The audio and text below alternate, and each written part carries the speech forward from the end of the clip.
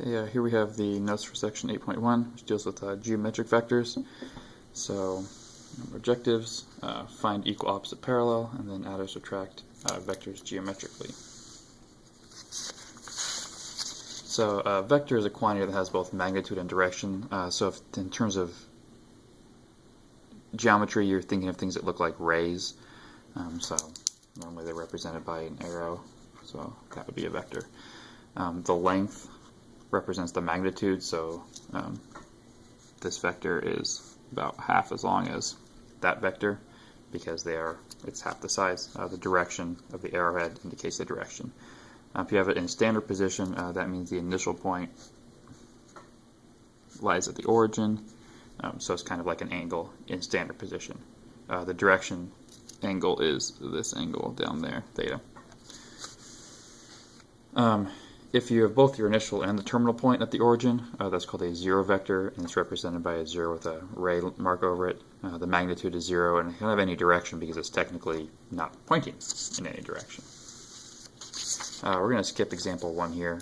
Pretty much how you would solve it would be just to measure the length, that's the magnitude, and then use a protractor to find that angle theta. So it's probably, I don't know, about 30 degrees. But that's how to do it with a protractor and a ruler.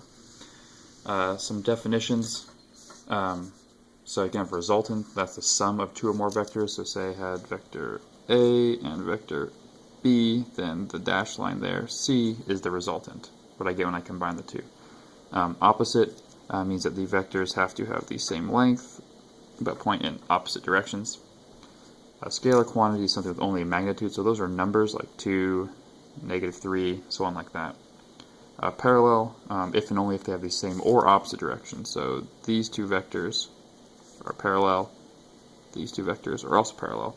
Note that these two vectors also parallel because all it says is if and only if they have the same or opposite direction. It says nothing about size. Components, two or more vectors whose sum is a given vector. That's the reverse of the resultant. So if I had vector C here, there's vector A is one component, there's vector B is the other component. Typically components are at right angles to each other, one in the x direction, the other in the y direction. Alright, so first example here, will actually work out. It says a ship leaves port, sails for 75 miles in direction 35 degrees north of east. So I'm going to kind of draw this in. So we're going to go north of east, so if east is this way, so this angle here is 35 degrees. Find the magnitude of the vertical, so that's this part, and horizontal components. So we'll call horizontal x and vertical y just because those are what they are on the axes. So x, the horizontal component. Now I know this is 75. X is going to be the cosine because it's adjacent and hypotenuse. So the equation is 75 cosine 35. For y, it's going to be the sine.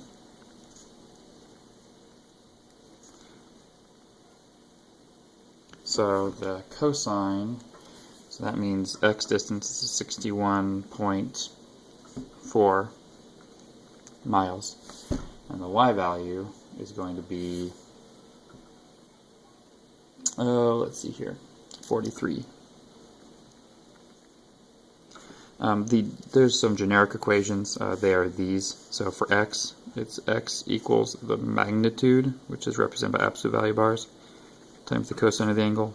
Y is equal to the magnitude times the sine of the angle. These are just rearrangements of the Pythagorean identities. Cosine is the adjacent over the opposite, so if I divide the magnitude across, I get adjacent over hypotenuse, Same thing for sine, opposite over hypotenuse, because this represents the magnitude. Alright, so geometric vectors, once again, another example. You've got a piling for a high-rise building, so that's like the post. Two bulldozers at exactly the same time. One bulldozer is pushing with a force of 1550 due west, so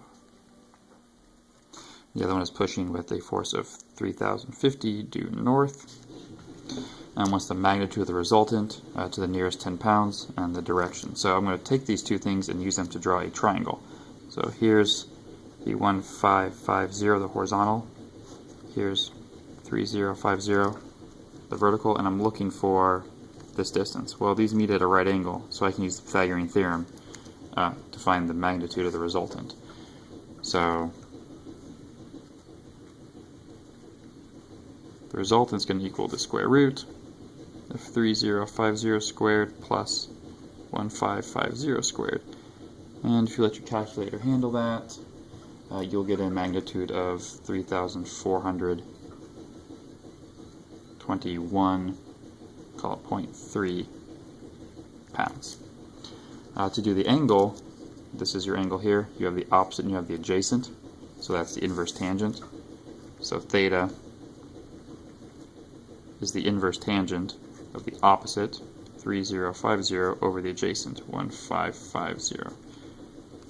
And if you work that out, you'll get about 63.1 degrees, and you need a direction, so that is north of west.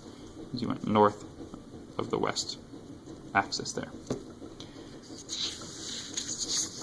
And that's the last section there.